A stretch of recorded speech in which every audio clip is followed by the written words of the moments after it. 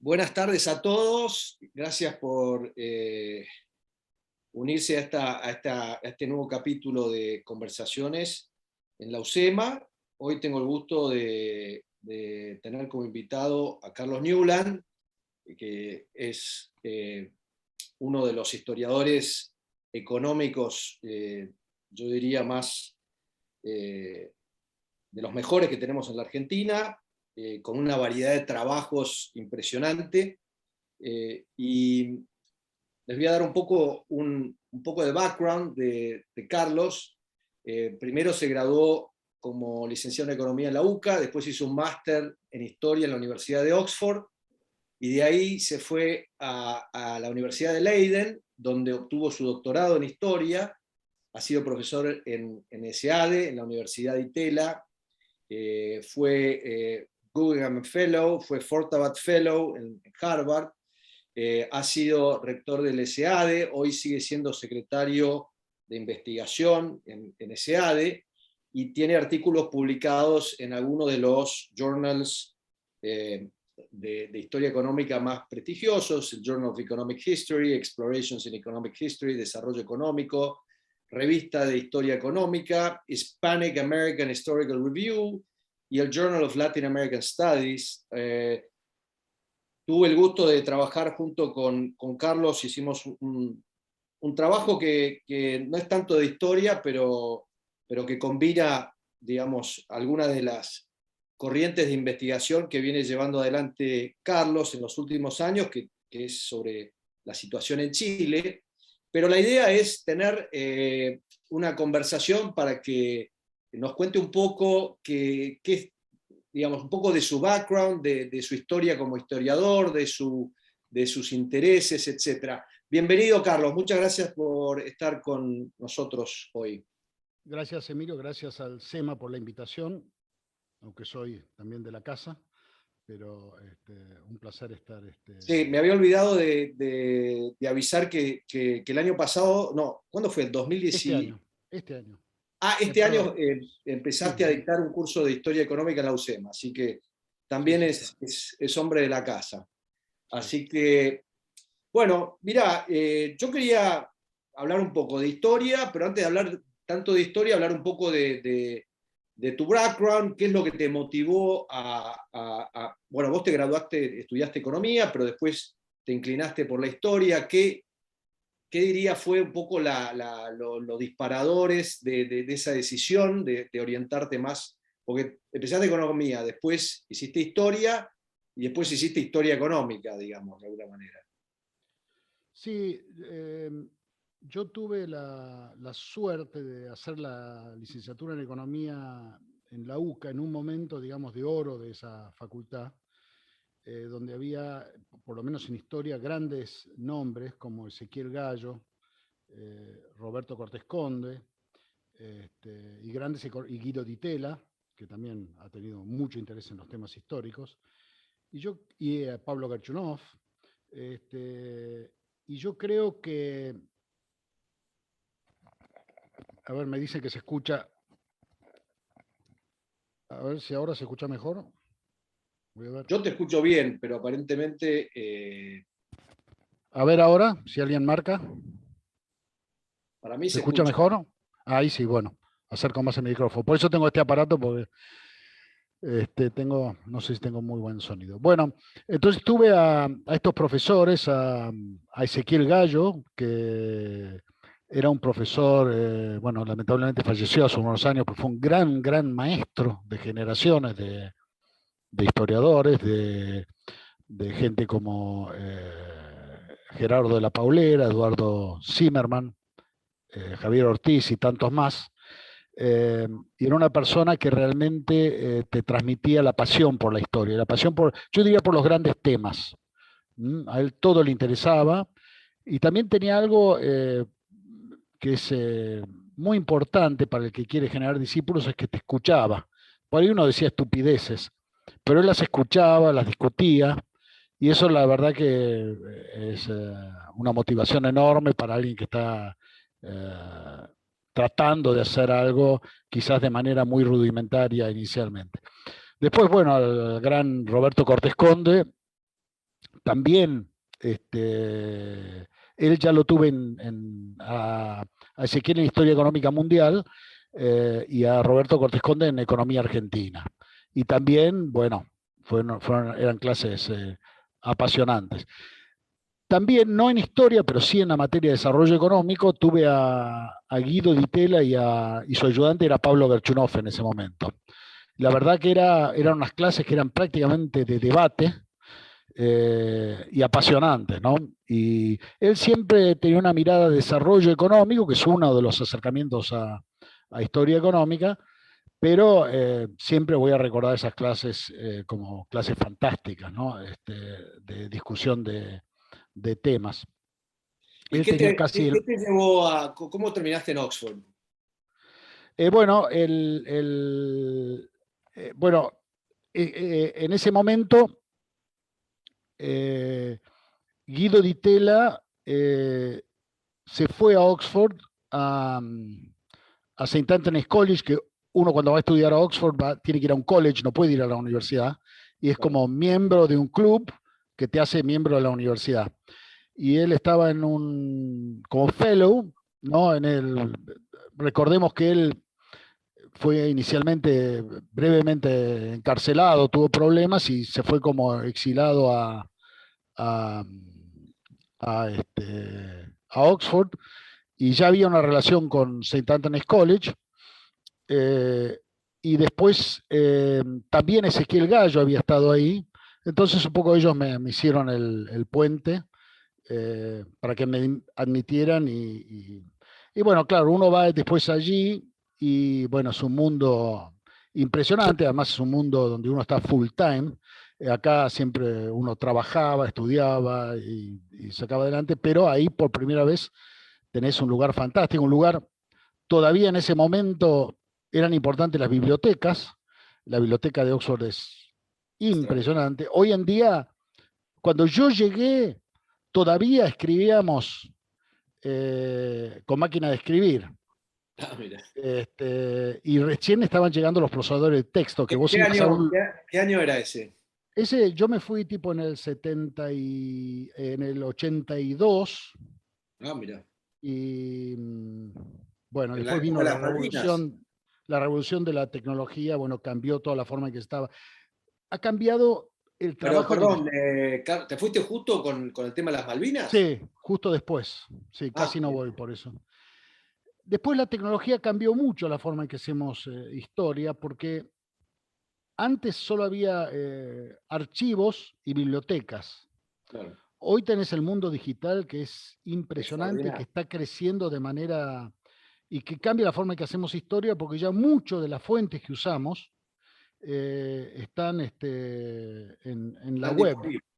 Entonces, y todos los journals y buena parte de los libros.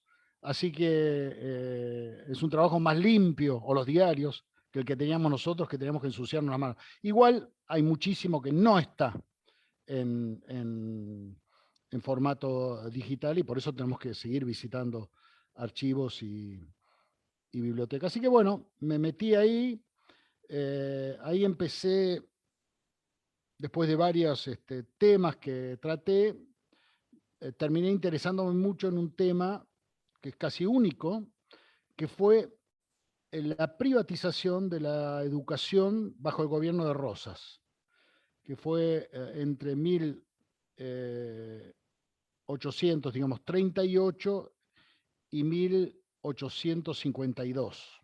Entonces, en base por el bloqueo anglo-francés, por reducir gasto público, y por él no ser tampoco un gran amante de la educación, tenía la visión conservadora, digamos, de que la educación hacía daño a Rosas, pero de hecho lo que hace es él privatiza toda la educación, retira el apoyo, el financiamiento estatal, el que venía de la colonia, si queremos, y que continuó bajo Rivadavia, etcétera, y deja que la educación sea manejada por los particulares. Entonces la historiografía, lo que se ha llamado la historiografía liberal argentina, había contado que eso había tenido un efecto absolutamente desastroso sobre el nivel educativo, se había había avanzado, digamos, el analfabetismo, y y una caída en el nivel cultural, bueno, lo podemos decir, pero a mí me interesó medirlo, que es un poco lo que yo he hecho en historia, ha sido muchas veces intentar medir fenómenos. Una cosa muy simple, pero la pregunta es ¿cuánto? Entonces lo que hice fue tratar de reconstruir la evolución de cantidad de escuelas, y ahí vino en mi ayuda que el gobierno rosista era un gobierno policial que quería controlar todo. Entonces empezó a controlar todos los colegios y todas las escuelas privadas que aparecieron. Obviamente se desmantelaba una escuela pública y el docente abría una escuela privada inmediatamente. También es verdad que a la escuela pública iban las clases medias, medias altas, y no solamente los pobres, digamos. Y entonces empecé a mirar la evolución de la cantidad de escuelas, tratar de reconstruir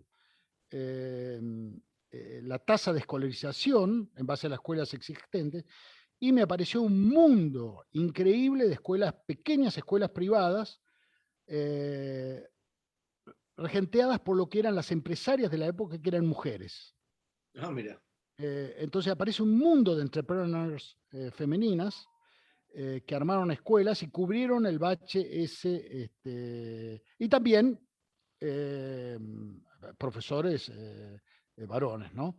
Pero muchas mujeres. Y, y entonces mi conclusión fue que la tasa de la escolarización no cayó con Rosas, sino que se mantuvo, y acto seguido traté de reconstruir la evolución de la tasa de alfabetización, a ver si había caído. Y contrariamente a lo esperado, las generaciones más jóvenes estaban mucho más alfabetizadas de las generaciones anteriores. Y esto es natural, según mi Perdón, te punto. hago una pregunta muy Sí, básica. sí. En aquel entonces, ¿cómo encontrabas fuentes que te permitieran cuantificar el porcentaje de alfabetización en aquel entonces? Encontré dos fuentes. Una era una fuente rara que también usé para otras, que era justo antes de la batalla de Caseros, se hacen levas en la ciudad, de gente para ir a pelear del lado de Rosas, digamos, ¿no? Claro. Y en una de esas quedó un registro, no sé por qué, el militar que estaba haciendo le preguntó un montón de cosas a la gente. Le preguntó si sabía leer y escribir, si sabía andar a caballo, a qué se dedicaba, cuánto ganaba. Y eso quedó en el archivo, lo encontré por casualidad, y ahí pude ver un poco en esa fuente cómo evolucionaba la alfabetización por edad. Es una fuente. Perdón, esto me decís que lo encontraste por casualidad, o sea, que empezaste el proyecto sin tener conocimiento de que existía De esta esta... fuente, no, no, esta la encontré después. También está el primer censo de la ciudad de Buenos Aires de 1855. Y ahí también permite, por edad, calcular la alfabetización. Y se ve claramente que ahí todavía no había, una vez caído Rosas, se intenta volver a crear el sistema público de educación, que lo crea Sarmiento, en alguna medida después del 56, pero Sarmiento se encuentra con esto, de que él está creando un sistema educativo estatal simplemente para que se pasen la gente de clase media, las clases de las escuelas privadas que empiezan a cerrar, a las escuelas públicas. Y entonces, y los docentes de las escuelas públicas son los mismos que tenían escuelas privadas antes. Y esto fue una gran frustración para Sarmiento, porque él no le importaba que fueras una escuela privada o pública. Bueno, su ideal era la escuela pública, pero no le molestaba la escuela privada. Pero lo que no quería era que le coparan las escuelas públicas, los mismos que ya estaban escolarizados. Y, y entonces él encargó varios estudios donde se ve este efecto. Ah, Así mira. que de muchas fuentes, muchas de esas que uno encuentra por casualidad, que es algo que te pasa mucho en historia, encontrar fuentes de investigación que están ahí en los archivos, y en ese sentido yo digo, el trabajo del historiador es parecido al de la minería, cómo se encuentran nuevos yacimientos mineros. y se encuentran buscando y buscando y buscando. Hay mucha inversión que tienen que hacer las mineras hasta que dan con una beta. Y el historiador también, si se mete en un archivo o en una fuente, aunque no sea un archivo, finalmente puede dar, si querés te cuento dos experiencias de este tipo. Siempre enseñamos en la facultad, cuando hacemos historia demográfica, uno de los temas recurrentes es por qué las poblaciones del Caribe esclavas no se reproducían y las poblaciones en Estados Unidos sí se reproducían. Y por ende... O sea, la tasa de crecimiento demográfico de los esclavos negros en el sur de Estados Unidos era significativamente más alta y significativamente distinta que cero, mientras que en el Caribe era cercana a cero. Necesitabas importar de África para poder mantener la población esclava. Había otro hecho interesante que es, una vez que se emancipan los esclavos en Estados Unidos, empiezan a crecer los ex esclavos o la población de color, empieza a crecer a una tasa mucho más rápida, mucho más parecida a la blanca. La población blanca crecía mucho en Pero ¿cuál era la explicación del Caribe? ¿Era una cuestión de...? Entonces, a eso voy. En general, la explicación que había habido es que se debía a temas culturales. ¿Cuáles eran los temas culturales? Y como había esclavos recientemente llegados, traían hábitos culturales africanos. Y estos hábitos culturales eran largos periodos de abstención sexual luego de tener un hijo, entre otros. Y esto haría que, en cambio, que en el Caribe, era una explicación que se mordía la cola, ¿no? Pero en el Caribe, dado que persistía esta cultura, no tenían hijos, y en Estados Unidos, como ya se había prohibido la trata bastante temprano, ya habían perdido este rasgo cultural y ya estaban, igual no crecía mucho la población. Bueno. Y una pregunta, ¿tasa de mortalidad infantil había diferencia entre Estados Unidos y el Caribe? ¿Te acordás o no? No me lo acuerdo ni tengo el dato, pero el tema es, y por eso yo pasé un verano tomando un curso de econometría en London School of Economics y en Londres, ¿no? Y la biblioteca que está allí tiene todos los British Parliamentary Papers. El Parlamento inglés era muy serio en cuanto a cuando debatía leyes, pedían informes de todo tipo.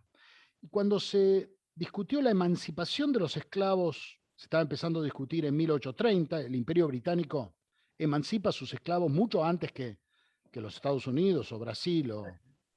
Eso me llevó a debatir. Brasil es el último país, 1888 creo que es. Exactamente. No sé, Cuba anda por ahí, ¿no? Sí, Cuba, tenés razón. Sí. Pero entonces, yo siempre discuto, ¿no? Cuando discuto con afroamericanos, les digo, la verdad que la independencia les jorobó la vida a ustedes, porque si hubieran sido bajo Gran Bretaña, ustedes hubieran sido libres 30 años o 40 años antes, como fue en Jamaica y en Guyana y en tantas islas del...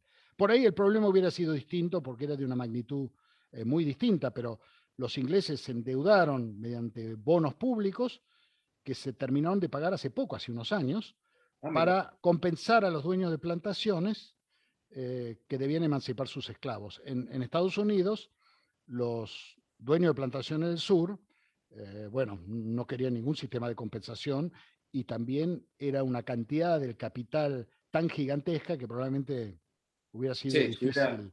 Probablemente los del norte no hubieran querido pagar el costo fiscal, decían que se liberen. Igual lo terminaron pagando con la guerra, o sea que probablemente... No, el costo fue infinitamente superior, el de la guerra, que compensar. No, por eso, lo pagaron con creces con la guerra, o sea... pero tantas cosas donde hay una mejora posible negociada, no se negocia porque las partes son intolerantes respecto al otro, y entonces... Claro. Bueno, pero el tema era... Pero esto fue tu tesis doctoral. No, pero todavía no llegué. Entonces encontré un British Parliamentary Paper Obviamente en el Caribe se cultivaba azúcar, caña de azúcar, y en Estados Unidos algodón, y café era un cultivo intermedio. Y yo estaba seguro de que era en realidad el cultivo el que estaba determinando este patrón demográfico, el tipo de cultivo. En el, en el, en el Caribe, prácticamente se trabaja todo el año en el campo y la mujer es obligada a trabajar a la par del hombre en el campo. Entonces, mi idea era que había un costo de oportunidad muy alto para la mujer de tener hijos y que en el Caribe trataba de evitar como pudiera tener hijos porque la hacían ir cortando la caña, ¿no? Con machete, con lo cual tener un hijo debía dejar el bebé con su madre o su abuela e ir a trabajar inmediatamente. Paría y al mes estaba en el campo. Entonces era un costo, un desgaste físico para la mujer enorme. En Estados Unidos el algodón es estacional. Entonces se trabaja 3 meses al año, pero la mujer puede estar trabajando en un galpón, separando las fibras, limpiando la fibra. No tenía ese costo de oportunidad tan alto. Bueno, esto era la teoría. ¿Qué encontré yo? Encontré 2 archivos de Guyana, que era colonia británica, donde se habían hecho censos con diferencia de 3 años de edad. Este estudio lo hice con un argentino que trabaja en Estados Unidos, Emilio Parrado, que también es un sociólogo cuantitativista. Entonces él hizo los modelos. Y en Guyana convivían plantaciones de algodón, de café, donde sería una situación intermedia, y de azúcar. Y se midió a lo largo de 3 años y tenía por plantación la evolución de la población. Y cuando hicimos el modelo, daba, como habíamos esperado nosotros, en las poblaciones de azúcar, de Guyana, decrecía la población, en las de algodón crecía la población y en las intermedias de café era una situación intermedia. Entonces tuvimos una posibilidad de testear econométricamente una hipótesis que donde no tenía nada que ver con la cultura, sino con el costo de oportunidad del trabajo femenino. Así que esa fue también la casualidad histórica que permitió hacer un modelo y a veces dependemos de eso. Si querés la otra, que no es una casualidad, pero parecido, cuando Martín, hay todo un debate, bueno, como saben, de que el peronismo mejoró el estándar de vida de los trabajadores y votó el aguinaldo y etcétera, etcétera, y que el salario real había aumentado. Pero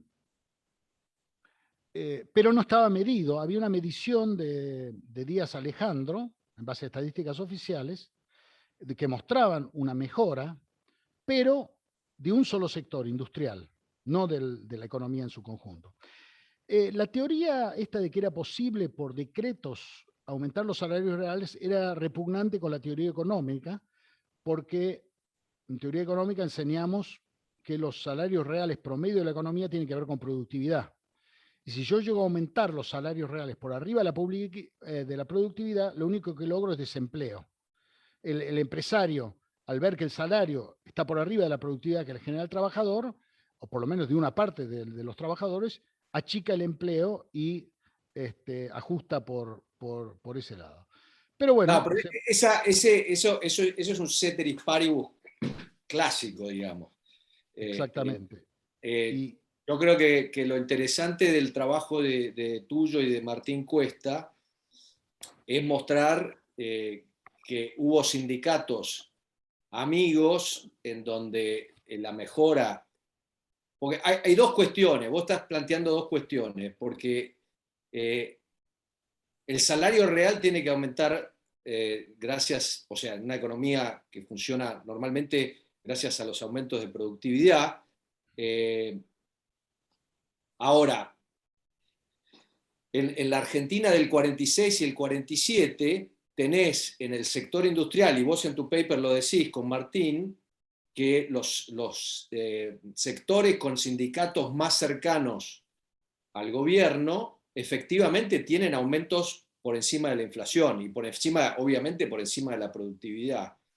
Pero después hay otros sectores como el sector de servicios domésticos, y maestros, empleados públicos, etc. Especialmente los empleados públicos, si mal no recuerdo en tu paper, los identificás como uno de los sectores que más pierden después en el... Exactamente, cuando hicimos, el trabajo tenía dos componentes, digamos.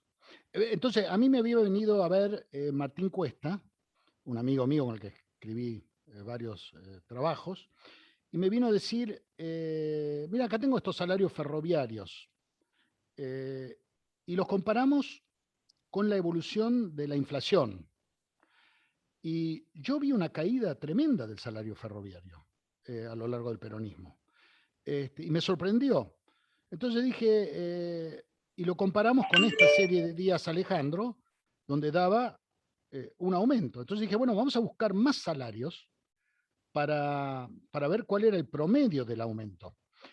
Y no solo eso, sino que también había índice de precios controlados, como se va a hacer ahora acá, con lo cual tuvimos que revisar el índice de precios, que también tenía precios máximos y por lo tanto estaba distorsionado. Los gobiernos siempre quieren distorsionar los precios porque les da mejor por motivos publicitarios, ¿no? Por la misma razón que quieren, por el espejismo que crea. Y dice que es el Ricola, pero yo creo que es el micrófono. ¿Ahí se escucha mejor? Voy a hablar lo más fuerte posible. ¿Se escucha? ¿Alguien puede escribir en el chat? ¿Ahora se escucha? Yo, por mi parte, te escucho bien, pero evidentemente... Sí, ahora tengo que hablar muy fuerte, mucho más fuerte. Bueno, me perdí ahí. Yo creo que la mayoría de la gente te escucha bien, Carlos. Me parece que Sí. hay alguien que tiene un problema con el volumen Bueno, igual voy a tratar de hablar bien cerca del micrófono. que si te pones muy cerca distorsiona. Bueno, a ver ahora, a ver si ahí se escucha. ¿Vos me escuchás bien ahí? Yo te escucho perfecto. Yo creo que es un problema con la persona que no escucha bien, debe ser un problema de su propio... Bueno, ahí está Ale Gómez que me está... entonces, bueno, dijimos, vamos a encontrar nuevas series. El trabajo fue muy simple. Uno diría, ¿cómo es posible que... Carlos, te interrumpo. Hablas muy cerca del micrófono y se escucha peor todavía. Bueno, ahí. ¿Cómo es posible? Voy a hablar más fuerte, pero con el micrófono más lejos. ¿Cómo es posible que... Saben que el peronismo es el periodo histórico más estudiado en Argentina. Si van a vayan al Ateneo y pidan todos los estantes de historia económica argentina y van a ver que un tercio está dedicado al peronismo, más o menos. Y digo, siendo el peronismo un movimiento que dice que mejoró claramente los salarios reales, ¿cómo es posible que no haya habido más estudios de este tema, ¿no? Eso me sorprendió. Entonces buscamos más salarios estatales, el de los maestros, por ejemplo, docentes, maestros y maestras, y después yo me puse personalmente a reconstruir los salarios de los empleados domésticos, que era totalmente desregulado. Ahí no había intervención estatal. No tenían aguinaldo, no tenían... y junté un montón de series para determinar qué es lo que había pasado con los salarios reales. Y cuando lo poníamos con una serie, lo contrastábamos con una serie de precios, ahí manejamos varias hipótesis, pero no usamos la serie más favorable a nuestros, digamos, prejuicios, si se quiere. Y bueno, y da que durante el peronismo los salarios reales no aumentaron, aumentan un primer momento y después convergen. Yo lo que pasa, ahí creo que el tema, yo creo que el trabajo ese que hicieron con Martín Cuesta es muy interesante en replantear como un dogma que se viene repitiendo, pero me gustaría hacer las siguientes observaciones porque a mí me llamó mucho la atención ese trabajo. Sí, sé que tenías una visión crítica. Es que vos sos muy peronista, Emilio. Estos temas te tocan más... No, yo creo que es muy bueno y está muy interesante hacer este debate porque es un debate que lamentablemente nosotros en la Argentina vivimos en el día de la marmota permanente, entonces estás constantemente volviendo a discutir cosas y estamos como atrapados en esa época, porque digamos, fíjate que lo que está pasando hoy es una reedición de algo que ya pasó muchas veces. Pero volviendo al peronismo, yo creo que si yo interpreto bien y corregime de tu trabajo, es lo siguiente. Primero, que obviamente los salarios no son homogéneos, y eso ninguna economía, incluso aunque el gobierno determine el nivel de los salarios nominales, excepto una economía comunista, yo creo que no sé si hay datos para eso, pero los salarios no tienen de ser homogéneos en distintos sectores por obvias razones, porque hay distintas productividades, etc. Pero en el caso de ustedes, lo que hacen es, primero, algo que nadie hizo, que es compilar la serie de salarios, de salarios nominales, digamos, de varios sectores distintos, y luego construir un índice de precios que reflejara la realidad de los precios, ¿no? Porque al igual que ahora, que tenemos ahora que empieza este congelamiento, y el gobierno va a decir, bueno, los precios no aumentan, pero no aumenta, pero es una ficción porque vos no podés conseguir, en algún momento ya no podés conseguir el bien cuyo precio está figurando en la canasta, digamos. O sea que lo que ustedes hicieron, si yo interpreto bien, es en base a algunos índices que capturaban la evolución de precios sin control, digamos, construyó un índice de precios alternativo, y al deflactar los salarios nominales o la serie de salarios nominales que estás mencionando, en muchos casos te daba que al final del peronismo los salarios reales eran más bajos que al comenzar. Y yo creo, el comentario que quería hacer es que el primer peronismo es algo, también el error es pensar que el primer peronismo es homogéneo. Yo siempre digo que son 12 años que los podés dividir en periodos en 4 periodos de 3 años: 43, 45, 46, 49, 50, 52, 53, 55. Y lo interesante, no es exacto, pero es bastante cercana la línea divisoria, es que, por ejemplo, el 53-55 estás en las antípodas, o no en las antípodas, pero estás por lo menos avanzando en una dirección bastante perpendicular a la del 43-45. Y evidentemente tenés la gran fiesta peronista, que si lo ves en los libros de Félix Luna está muy bueno, porque él justamente lo divide casi en estos subperíodos que yo estoy hablando. Hay uno de los tomos de Félix que se llama La Argentina era una fiesta, que es justamente el periodo que va del 46 hasta el 48, y el 48 se empieza a la Argentina se empieza a descalabrar. Y después tenés del 49 al 52, que es una malaria total, y luego del 53 al 55 que entrás en una economía que parecería que Perón medio que va a seguir un poco la línea de Franco, que Franco abandona la autarquía y recibe el capital extranjero, y Perón hace lo mismo.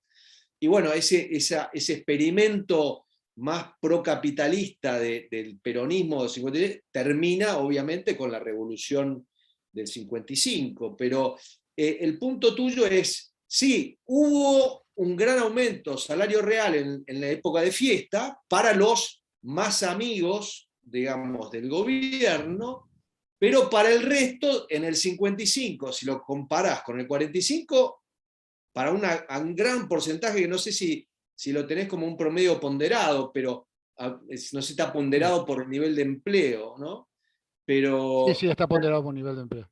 que en el 55 una mayoría está casi peor que en el 45. ¿Es así o no es así? Sí, y yo no digo, porque estas cosas obviamente son provisorias hasta que alguien muestre. Yo esperaba que hubiera tenido una reacción mucho más fuerte de gente que dijera que yo estaba equivocado, y Martín, ¿no? Cosa que no ocurrió, porque la verdad que hay que decirlo, pero con datos, otro no hay. Quizás lo más interesante fue que el gran perdedor bajo el peronismo es el empleado público. El empleado público, eso Bueno, es indiscutible. es Queda que en gran destruido el medida salario. se convierte el Estado en una agencia de empleo, es decir, el Lo que Estado, hace los funcionarios. Perón, uno mira el gasto público, no es que crece tanto el gasto en empleados públicos, pero sí la cantidad de empleados públicos.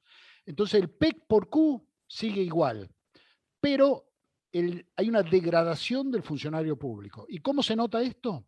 Se nota, por ejemplo, en el sector educativo, donde empiezan a dar clase maestros no graduados, no titulados.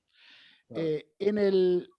La policía ya no consiguen a esos niveles gente que entre a la policía y se permite que el servicio militar se pueda hacer como agente policial, digamos. Y van tratando de cubrir estos grandes baches y entra gente quizás de menor capital humano al funcionariado y esa gente sí es peronista porque es la que tuvo la oportunidad. Pero el Claro. antiguo empleado público es el que es para Perón muy antiperonista y yo me atrevo a decir que quizás el golpe de Estado contra Perón es un golpe de empleados públicos. Por de pronto el ejército, el gran perjudicado, los oficiales de ejército que la pasaron muy mal, y los suboficiales son los que terminan haciendo el golpe. Y uno tiene que preguntarse por qué. ¿Y por qué? Porque su salario real cayó 30-40%. No fueron los ganaderos los que se levantaron contra Perón. Bueno, en la última época, claramente, bueno, los ganaderos bajo el peronismo les fue bastante bien dentro de todo. Los que les fue mal fue a los productores a los productores agrícolas, digamos, los Exactamente. productores de Ese es otro trigo. trabajo que hice, uno muy reciente, que hice para el libro La economía de Perón, editado por Javier Ortiz, Roberto Cortés Conde. Otro trabajo que hice con Martín Cuesta, donde tratamos de medir cómo le fue al campo y también ahí encontramos que el campo es heterogéneo también, ¿no? Es como dijimos los salarios, y que la ganadería no es tan perjudicada, aunque se castiga mucho el precio porque se empiezan a generar este divorcio entre precio interno y precio externo, pero el gran perdedor es el sector agrícola, el chacarero. Claro.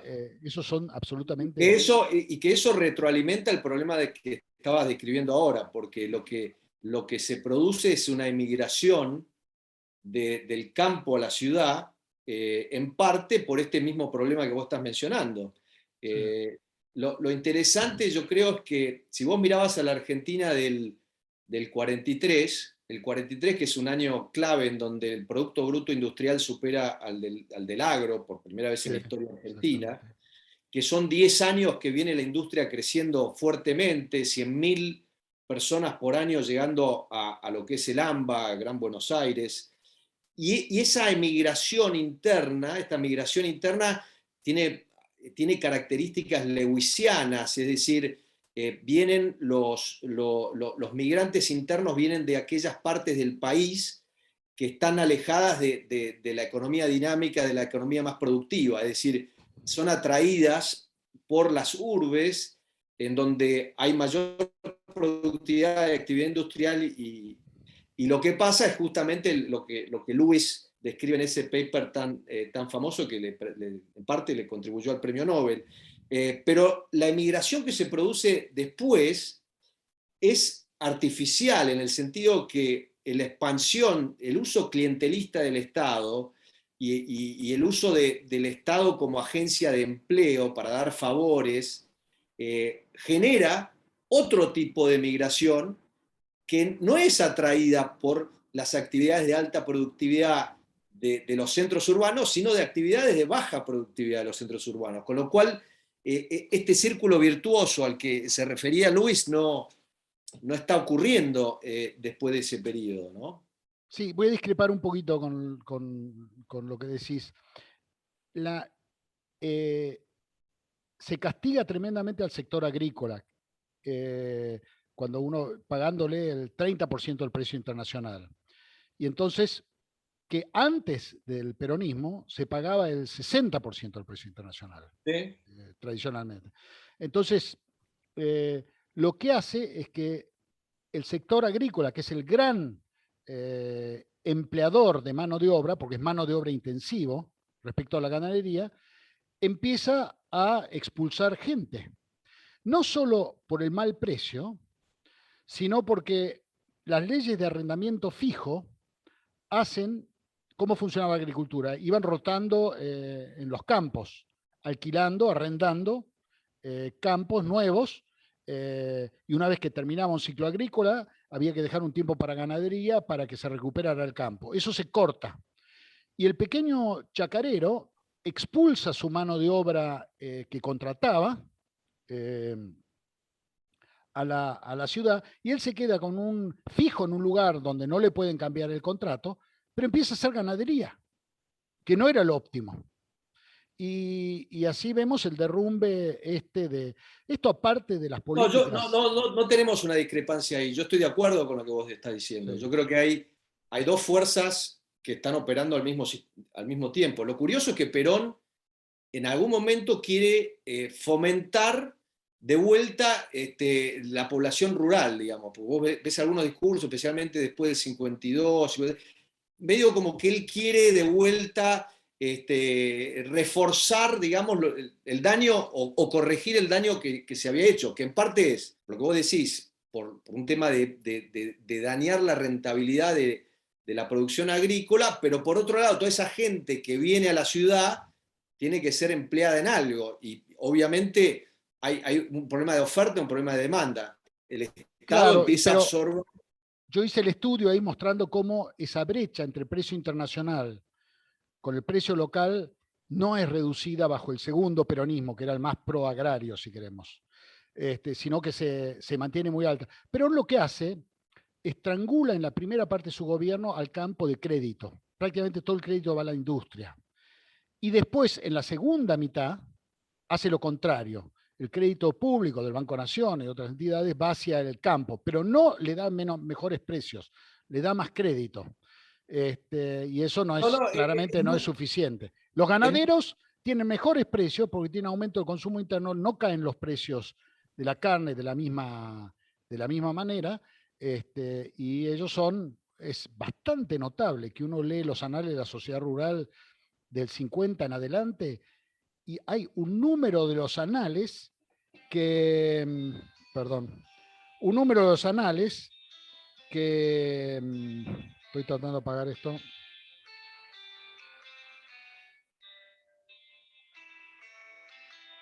En un número de los anales de la sociedad rural dedicado enteramente a reproducir los discursos de Perón. Y Perón visita, y eso es bastante sorprendente y muestra que la ganadería, por eso Pero algunos han criticado mi trabajo lo como que ha interesante de sido esto que medio... vos estás diciendo, perdón, Carlos, lo interesante Sí, es que, o sea, la ganadería es la supuesta oligarquía, es decir, exactamente, y, no está, y lo que está perjudicado es el pequeño chacarero y el peón de campo chacarero, ¿no? Que tiene que emigrar. Hay una, pues ya decirnos por las ramas, pero es bastante interesante. Hay una biografía de un lingera, que se llama Historia de un lingera, que se hizo en Tandil, y que es un tipo, los lingeras eran en buena medida los que hacían la recolección del maíz, porque el maíz no se mecanizó hasta muy tarde, entonces se hacía a mano la recolección del maíz. Y el maíz es el gran perjudicado por las políticas peronistas. Pero él cuenta que iba siempre a un chacarero que no era dueño de la tierra, que alquilaba, y el tipo era un tipo que tenía auto, el hijo era especie de capataz, y a ellos los lingeras los tenían viviendo en un galpón como parias, y era como que se creía gran cosa. Y después del peronismo cuenta, y este lingera tenía dos hijas, que por supuesto el lingera, el chacarero tenía dos hijas que eran como las princesas del lugar. Y que por supuesto no la dejaban ni acercarse a estos lingeras, ¿no? Que se acercaran a ella. Y él cuenta que años después se volvió a encontrar, pero en la ciudad de Buenos Aires, preguntó a alguien, ¿y dónde está este hombre que era chacarero tan bien posicionado? Y dice, bueno, el hombre tuvo que emigrar a la ciudad de Buenos Aires. Él ahora es changarín en un restaurante. Su hijo es ayudante de mecánico y sus dos hijas prostitutas. Así que imagínense lo que fue la caída.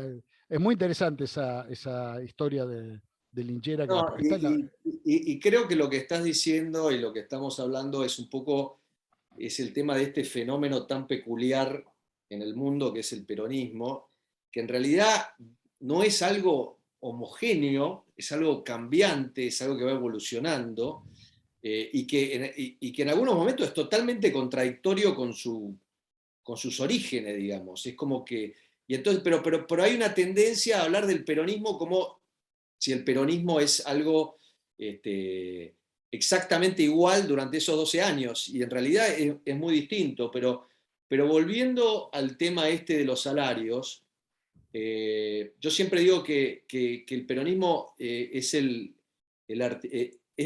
digamos que la China Suárez de dos divorcios de la Argentina, uno entre salarios industriales y productividad, y la otro entre precios internos y externos, fundamentalmente del agro, pero en realidad de todo, porque el proteccionismo te divorcia todo lo que sea bienes exportables.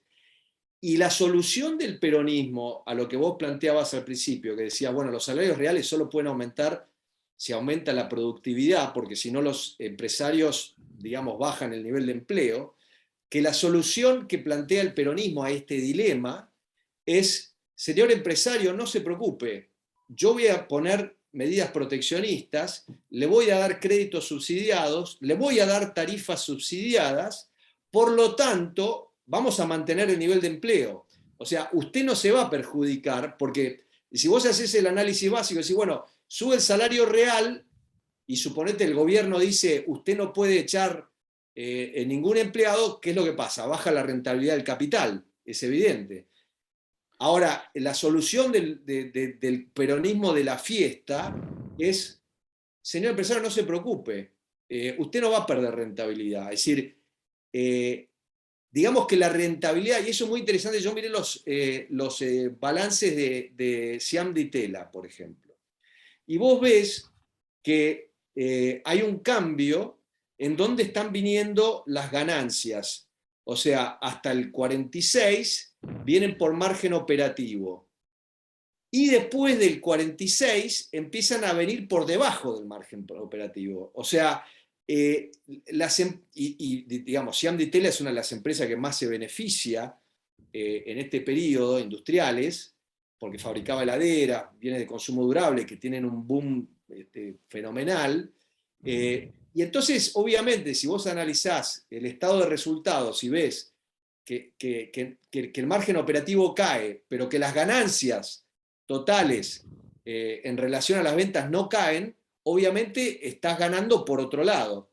Y bueno, de lo que estás ganando por el otro lado son todos estos subsidios implícitos que en realidad lo que hacen es distorsionar más los precios relativos, porque digamos, el precio de la energía es subsidiado, los créditos son subsidiados, tasas negativas, etcétera, etcétera. Y además, obviamente, lo más importante es que los empresarios están cazando en el zoológico, ¿no?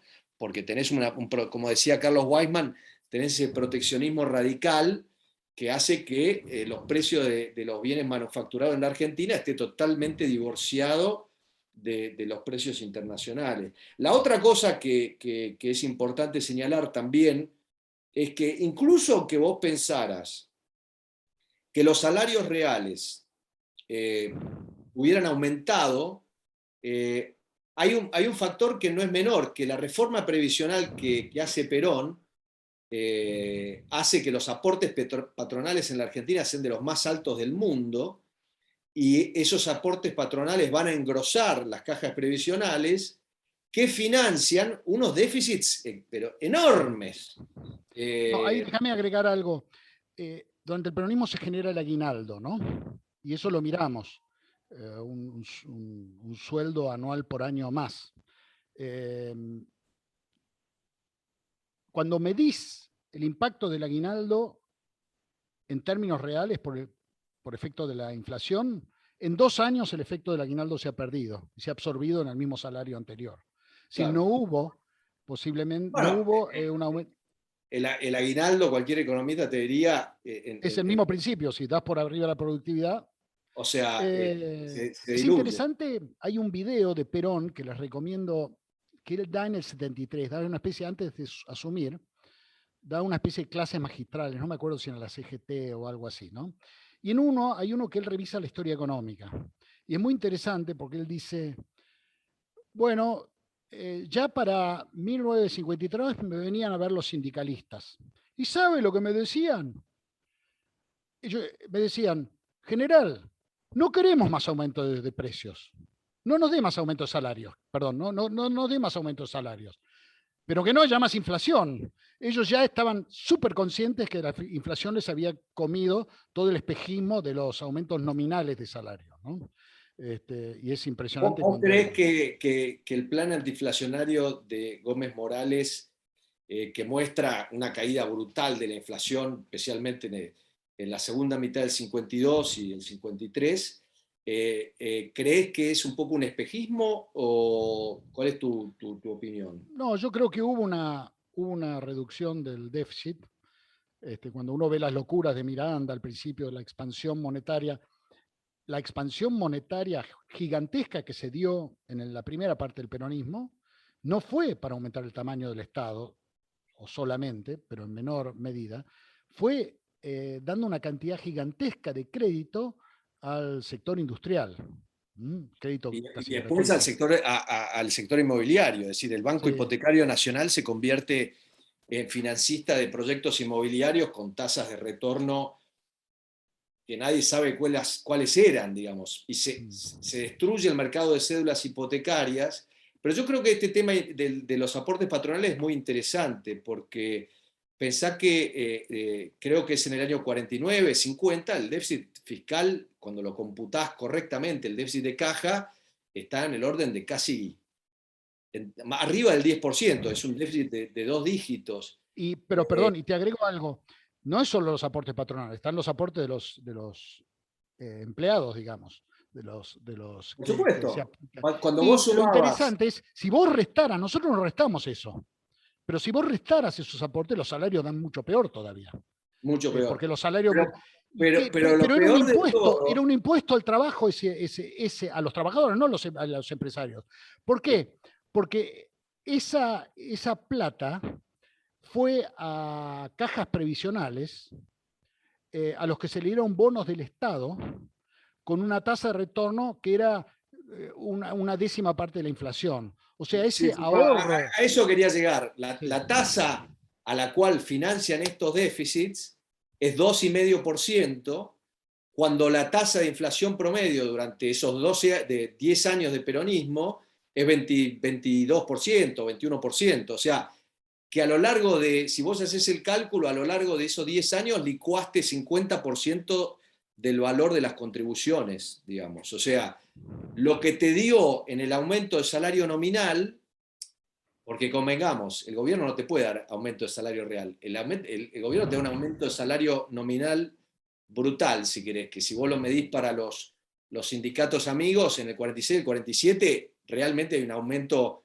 importante del salario nominal que no tiene ninguna contrapartida en la productividad.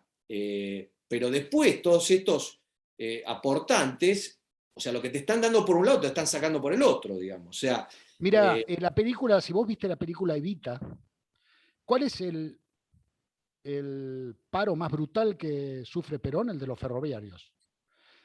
Tal es así, ¿desde el 51?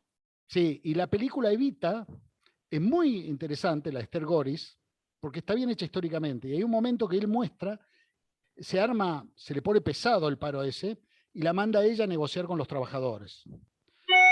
Y entonces el encuentro es así, ella va y les dice, bueno, ¿qué pasa acá?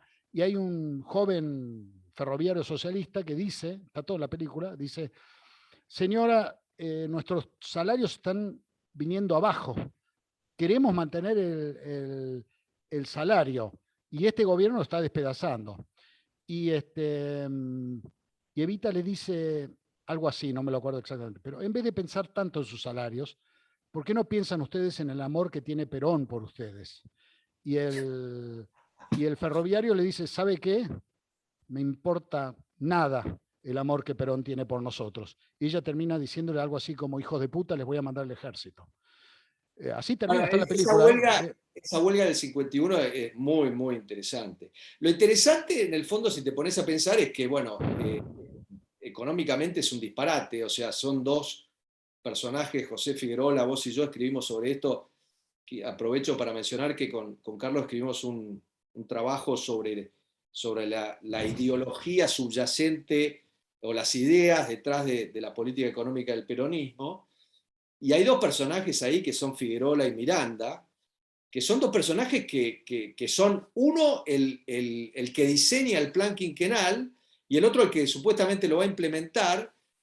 Y el primero no tiene capacidad de diseñar ningún plan quinquenal, no es economista, es abogado y compila estadísticas laborales.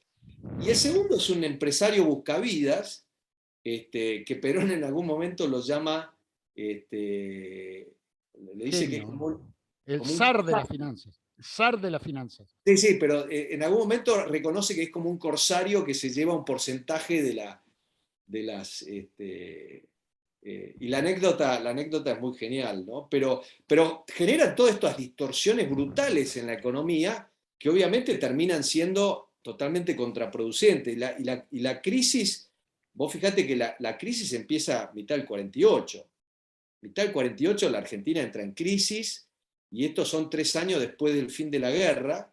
Y en el fin de la guerra había 3 países en el mundo que tenían un montón de reservas: Argentina, Inglaterra y Estados Unidos. O sea, Argentina es el número 3 en el mundo en reservas de oro y divisa. Y en el 48 no queda nada. Tal es así que Gómez Morales le hizo una entrevista, creo que en el 93, 94, dice: cuando yo llegué al Banco Central no quedaban más divisas y nos quedaban 300 millones de dólares de deuda que teníamos que pagar.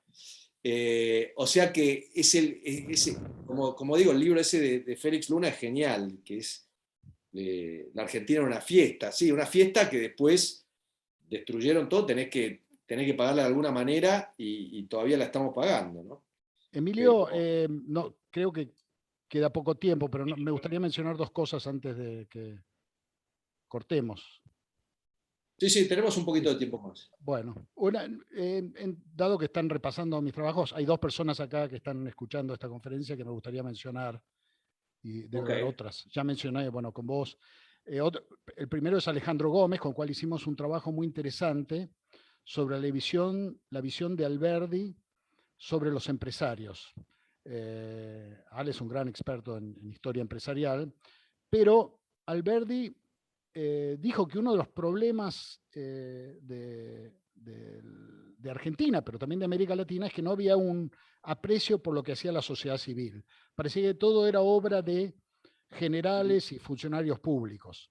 Entonces, Militares. esto tanto lo obsesionaba a Alberdi que dijo, ¿saben qué? Se hacen, él lo criticaba a Mitre, que hacía la historia del Belgrano y San Martín.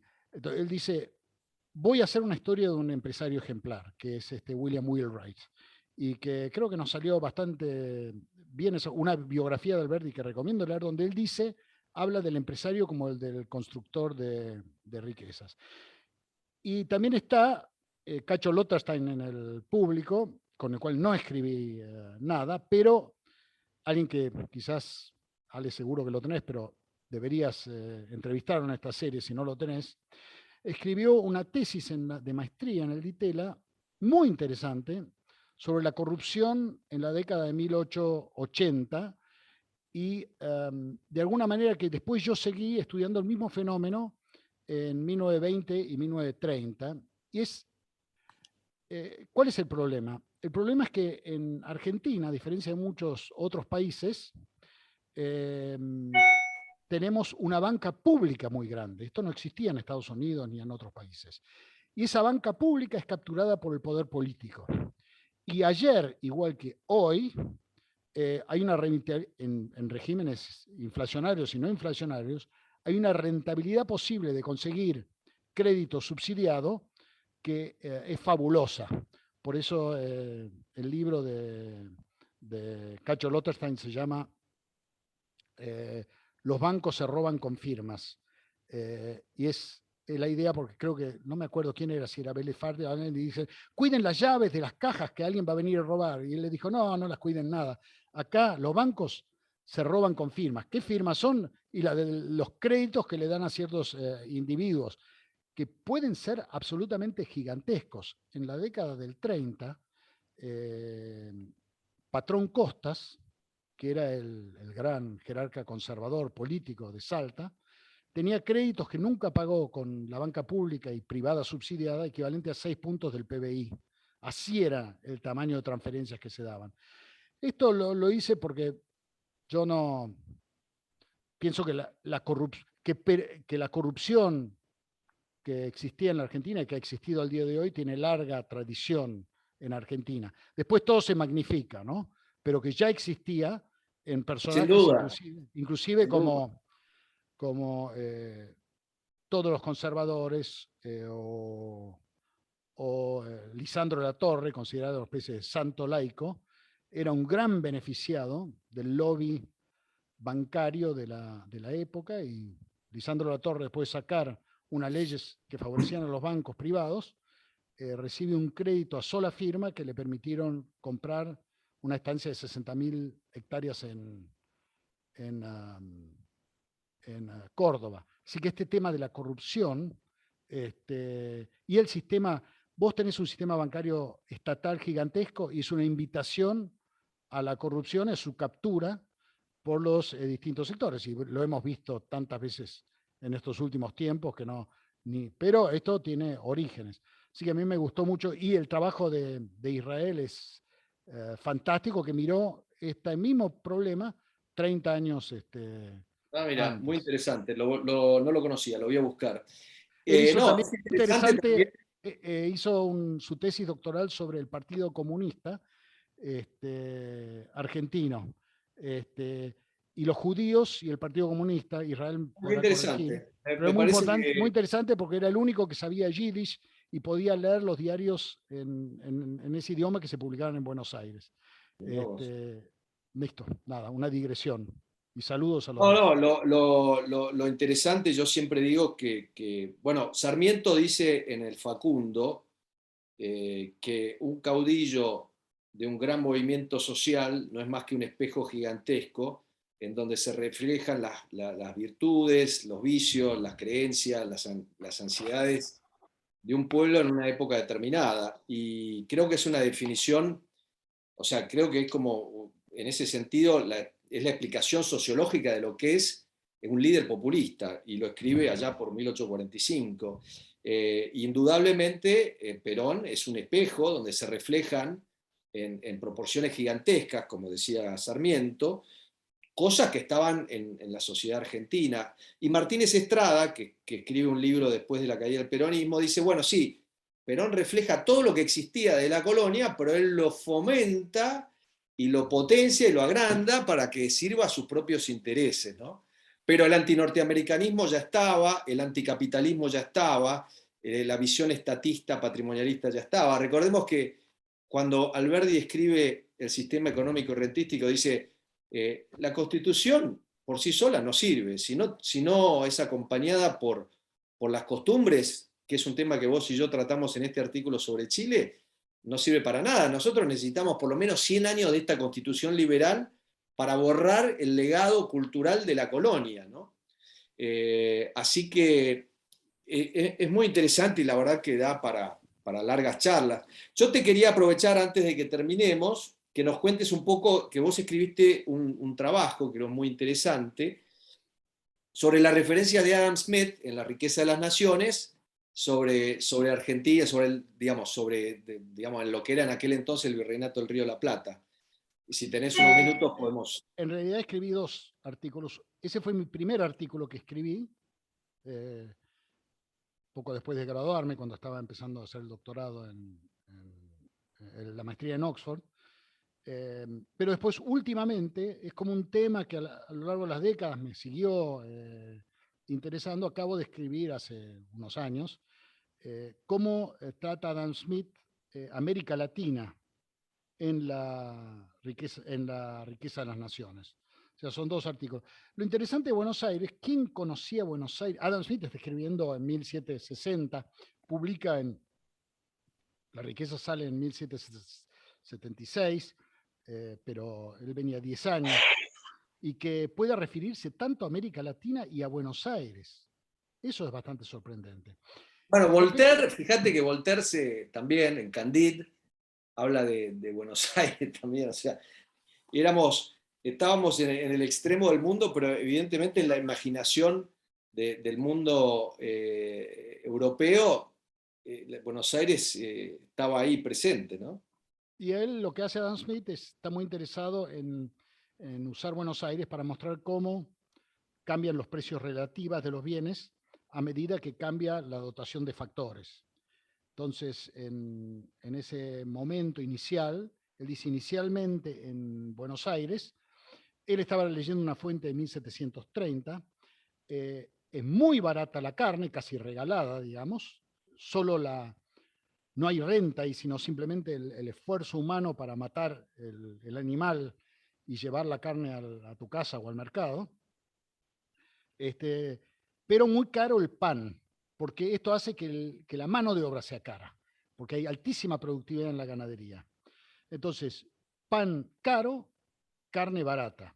Y él dice, a medida que va aumentando el tamaño de la población, el crecimiento de la población, la carne lentamente se va a volver más escasa, que es lo que ocurrió, porque inicialmente eran las vaquerías, salían a cazar animales que andaban sueltos, después eso se acaba, ya no hay más animales sueltos, y el vacuno empieza a crecer de valor, y al aumentar la población también la mano de obra o el salario baja en términos relativos. Entonces esa es la predicción que hace Adam Smith y que después la midió Martín Cuesta en un estudio que hizo sobre la evolución del precio de la carne y precio del pan, que da exactamente lo que la teoría de Adam Smith, ¿no? Así que es muy Interesante. interesante. Yo recuerdo de Adam Smith que en una parte dice hay lugares en Sudamérica, dice, donde la gente mata a los animales y básicamente deja la carne que se pudra y que se la coman las aves de carroña y se llevan el cuero, dice, no lo puede entender.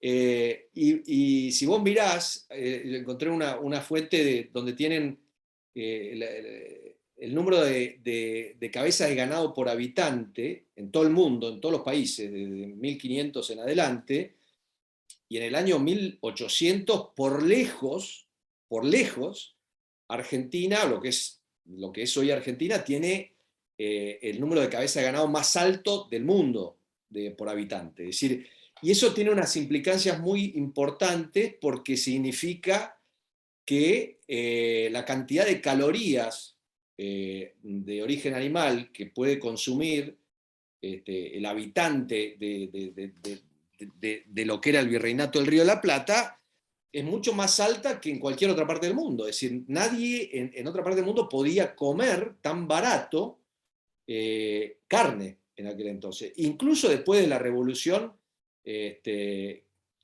digamos, con el aumento de la población y todo, queda un número muy alto. Y después la otra cosa relacionada con esto, que no sé, que vos también lo debés haber visto, que en la época de Rosas, cuando se producen los bloqueos, que se corta la exportación de cueros y de cebo y todo lo demás, que la hacienda se reproduce rapidísimamente, con lo cual creo que el cálculo era que después de 3 años que no matabas animales para estas, prácticamente se te había duplicado el rodeo, digamos, ¿no? Una cosa, o sea que cuando se reabría el comercio, porque el bloqueo anglo-francés, recordemos, el 39, fin del 38 hasta el 40 y después del 45 hasta el 49, si no me equivoco, y en esos periodos el comercio exterior digamos, se cae bastante de manera brutal, particularmente de 45, pero eso hace que los rodeos de ganado aumenten, Sí, ¿no?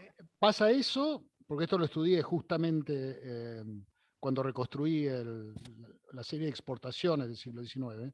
Pasan dos cosas. Uno es, se puede exportar menos, pero otra es que una parte grande de la exportación se tiene que sacar por Uruguay.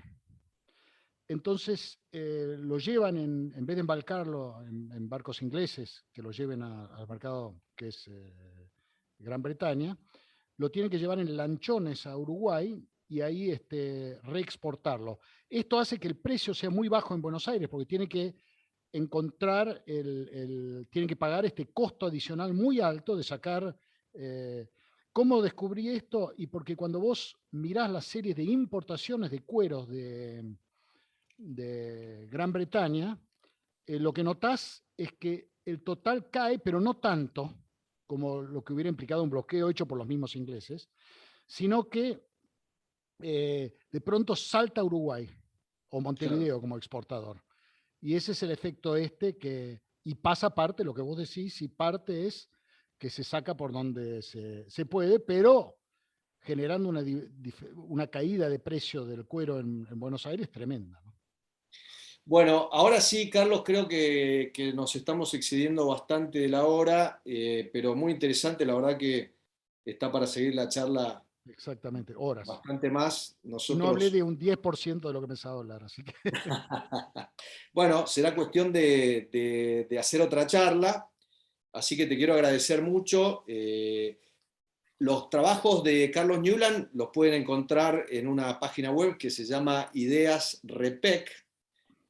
Buscan Carlos Newland y ahí están todos los trabajos publicados, algunos se los pueden descargar directamente. está eh, casi todo si ponen mi nombre con PDF, le van a saltar en claro. ResearchGate todos los Así trabajos. que uno de los grandes historiadores económicos de la Argentina. Carlos, Muchas muchísimas gracias. gracias y bueno, ya nos vamos a estar viendo y aprovecho ahora para comentarles que la semana que viene tengo como invitado a Julio Dengerian, que es un gran historiador también y que está en el Instituto de Investigaciones Históricas Emilio Ravignani, alguien que también trabaja muy detalladamente las Excelente historiador fuentes también. originales. Así que espero que nos volvamos a encontrar con todos ustedes la semana que viene y bueno, muchas gracias, Carlos. Ya vamos a estar en contacto. Gracias a todos por estar hoy en esta charla.